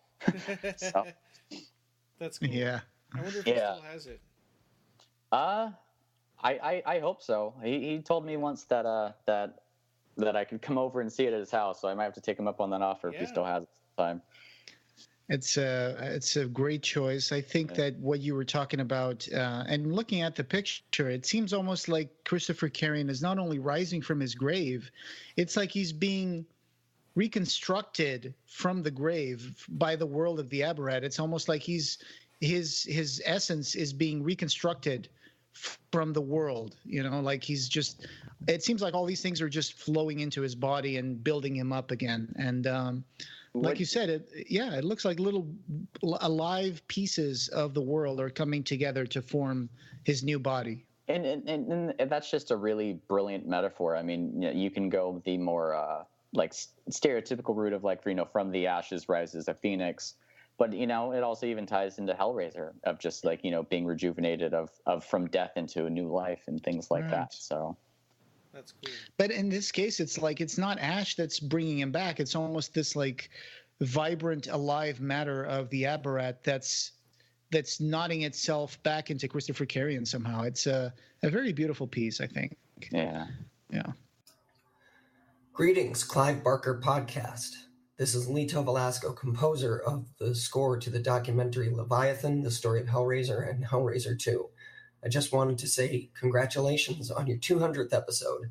That's a great milestone. Thank you for everything you do for the Hellraiser community, for fans of Clive Barker and Christopher Young, Pinhead and Hellraiser. And thank you so much from the bottom of my heart for sharing my works with the world. It means so very much to me. Here's to many more. Take care. How about you, Ryan? Well, for my next one, I want to go get Joey and bring him over, and I'm gonna grab the sketch. I'll be right back. Okay. I think I know what this one's going to be. Yeah, me too. The little sketch of Joey as the boy in the wings. Yeah, that's a really cool piece too. It's really cute. But yeah, the sketch that Clive Barker did for me, for Joel, this was in April of 2011, April 30th, 2011 at Texas Frightmare Weekend. And Joel was born in August. So he said, and after I'd been waiting for a long time in line, I thought really hard about it, and Clive said, "So what do you want me to sketch for you? Probably a monster, right?" And I said, actually I was thinking about it, and we're about to have a baby. And so what would an aberration child look like? And he said, I don't know. He says, I've never drawn an aberration child before. But he sketched a picture of Joel before he was born. He's Joel now. He used to be Joey. And it says, "To the boy in the wings" at the bottom. No. That's awesome. Yeah, you showed that picture before, and it's always wonderful to see what kind of baby an Aberrat child would be like. Yeah, that's pretty cool. And not everyone can say that they had their portrait drawn when they were still in the womb. Yeah. I think I can mention my third choice, and my third choice is. So my third choice is this image of Pinhead that Clive Barker painted more recently. Was that a cover for something? I think that was for the Hellbound Tower, the 25th anniversary. 25th, right? I think it's the 20th. 20th anniversary. Like 97. Yeah. Yeah. So, I mean, this rendition of Pinhead that'd is be the 10th anniversary. okay. Maybe it's so that. I don't know. I think it would be 20th, but this rendition of Pinhead is just this primal drawing that really calls to me. It looks like something you'd find in a cave painting in a cave in Africa. You know, it's and there's a close-up image of it. It has such a, like you said before, Marcus, such a topography to it. The colors are electric blue and blood red. Again, two colors that to me evoke the sparks of the intellect and the blood of the body. So there's a glyph of sorts, like kind of a square-looking glyph floating over Pinhead's chest. That could be like his secret name. The pins on his head, they shine black rays out into the world, and it seems like his shape is almost nebulous. Like it could be a tattered cloak flowing, or just like the summoned apparition crossing into our world. It's got this big toothy grin, almost like a Grim Reaper smile, and it's looking right at us. Even though his eyes are just two splotches of red, you can tell that they're looking right at you. And the background, it's these roiling storm clouds, this thunderstorm. I can almost hear it. I can almost hear drums in the distance at the edge of this smelly lake full of crocodiles, like Lake Turkana in the History of the Devil. So I do find this a very vivid, very gut-wrenching tribal piece of artwork. So that's a great rendition of Pinhead, and I'm, as a Hellraiser fan, I really like it. And it's also really interesting because it makes the picture comes together and makes more sense when you get farther away. But up close, it doesn't. You know, it's harder to make out. Yeah, right. Up close, it just looks like pure chaos. Yeah. And then but you step back and then you see the full piece, and there's like these even like little like skulls like hanging from his dress, and I don't know if the glyphs in the middle could be like the Lamont configuration just like opening itself up, but it is really it is a really wonderful piece. And Ben Mears told me once that there's like a good 30 pounds of pure oil paint on that one piece. Wow. So I believe that. Yeah. That's just want to say a big congratulations on your 200th edition of the Clive Barker podcast, from Gary Smart, the producer of Leviathan, the story of Hellraiser, and the writer and director of a Dr. Diddy series. It's a massive feat having 200 episodes. Congratulations again, and I look forward to the next 200. Keep going. All right. Well, I've unplugged the headphones because Joel's here. Hi, Joel. Hi, Joel. So what we're talking about is this picture here that was made only a few months before you were born. It's called To the Boy in the Wings, because in the wings means like in a play somebody's waiting on the side of the stage but they haven't come out yet. So this is a picture that Clive Barker drew of you before you were born.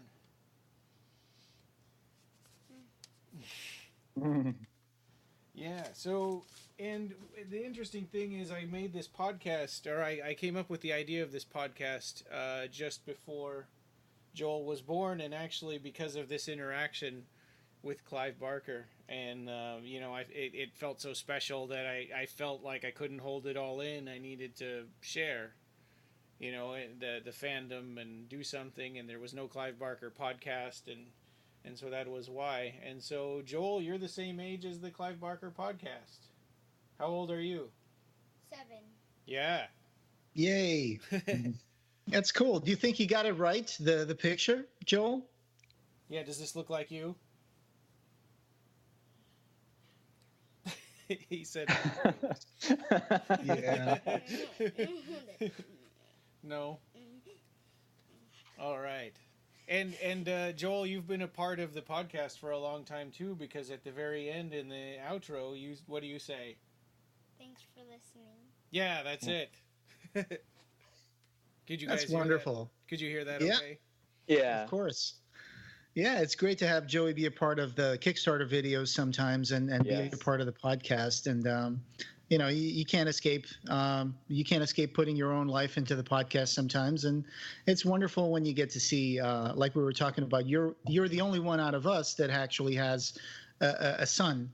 So it's a wonderful project. It's something that it's like your own piece of artwork that you're giving out to the world. There was a time, actually, our very first fundraiser, we drew names out of a bowl, and you were just a baby, and I had you draw names out of the bowl, but you hit the side of the bowl and knocked it down on the ground, and it shattered. That happens. Yeah, it was funny. Yeah, that was pretty crazy. All right. That's awesome, Joel. I hope you have a great weekend. Yeah. All right. Can you tell everybody again, thanks for listening? Thanks for listening. All right. Okay, well, I'm going to plug the headphones back in. You can go back to Splatoon if you want. So my number one favorite painting is a bit of a cheat. It's a painting that I personally own. It's from Aberrat 3. And for the longest time, I thought it was just untitled. But when I was checking today to find it, I just found out that it's called Scoured. And it's a 48 by 60 large canvas. And I don't think that the character that's in the piece is actually an Aberrat 3. There's the Aberrat Taraba behind him. Mm-hmm. They're little just square tablets that are colored, and it's a man. He's almost a Blakean figure in himself, and he's holding a staff. And on one side of him is the Aberrat Taraba in perfect unison, in perfect harmony, and then on the other side of the staff, that's essentially just diffusing into the wind and the colors smearing across the canvas. And it's a very. It reminds me a little bit of almost the figure of Urizen in that. Yeah. Yes, that's why I say Blake, and that's my favorite Blake piece. And I was in contact with Century Guild at the time, and they sent me a list of canvases that were available for purchase. And the moment I saw that one, that was the image that popped in my head, was that Blakean Urizen image. And so that's where I was like, oh, this is the one. So, wow. Yeah. So this one is in your collection? Yes. It's wow, hanging that's up in my amazing. office. Yeah. It's a wonderful. It's almost like a palette of colors come to life. Yeah, it really is, and the detail in person is incredible. And Ryan, I was like you. The moment I got it, I was like, I have to touch it.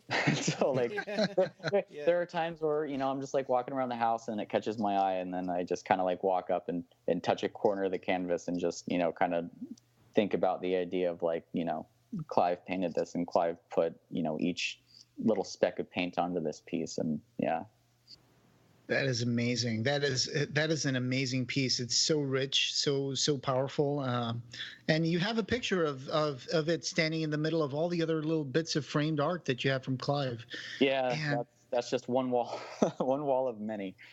My God, I want to hang out with you in that room one day. Yeah, it'll happen, I guess, one day.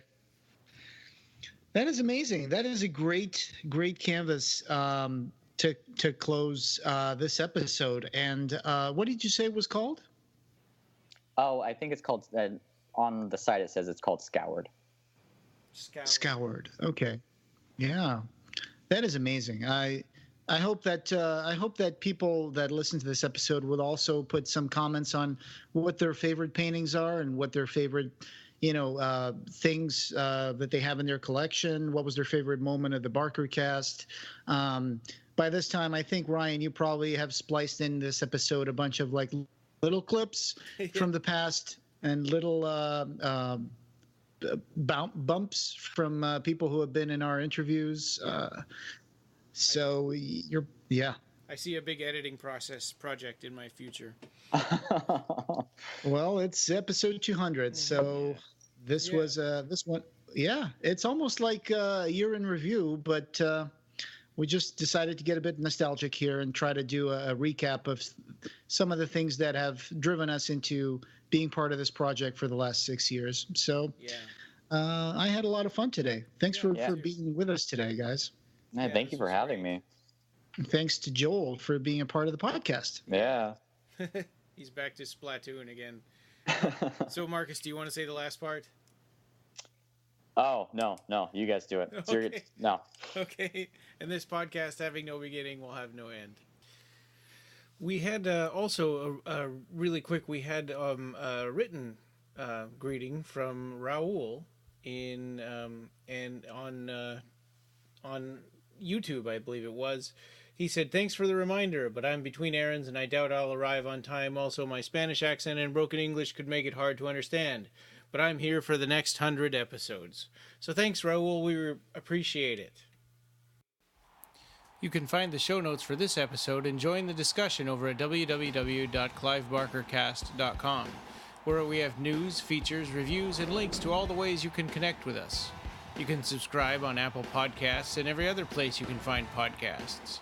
Clive Barker Podcast, or BarkerCast, is an independent editorial, podcast, and news blog that is not affiliated with or under contract by Clive Barker or Seraphim Inc.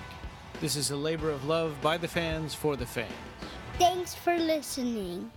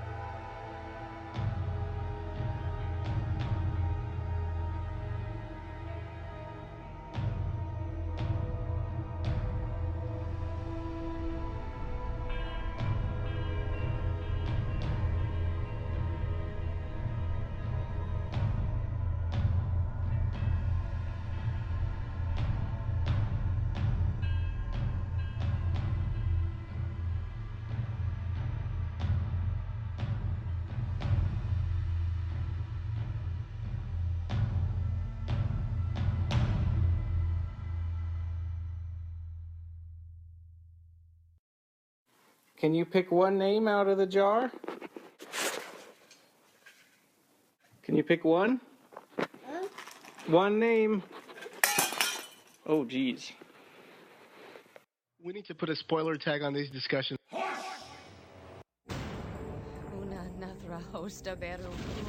end of days will soon be upon us.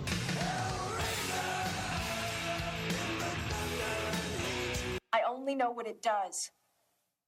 It hurts. This is Ann Bobby, and you are listening to the Clive Barker Podcast. Thanks. That's what Joey says about that. Thanks, Joey. This is Craig Sheffer, and you're listening to the Clive Barker Broadcast. Here's the easiest pasta recipe in the world. Me dinner's on the table. Get your nut sprayed at 5:30 in the morning. It's not pleasant. I get no publicity in this town. I can't get no love. Your quacks will be legendary even in hell. She came up to the table and, you know, he introduces, and they told him this is Nick. He played the Chattering Cenobite in Hellraiser. And she just looked at me and turned tail and ran. Yeah. Otherwise, we'll have Occupy Morgan Creek. Yeah, Occupy Minion.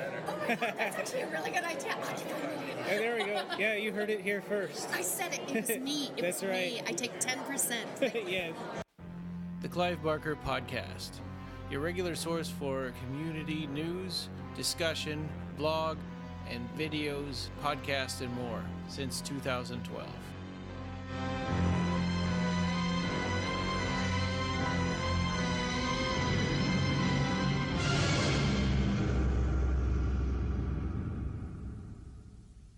And if you're still with us, here's our first pre-recorded outro.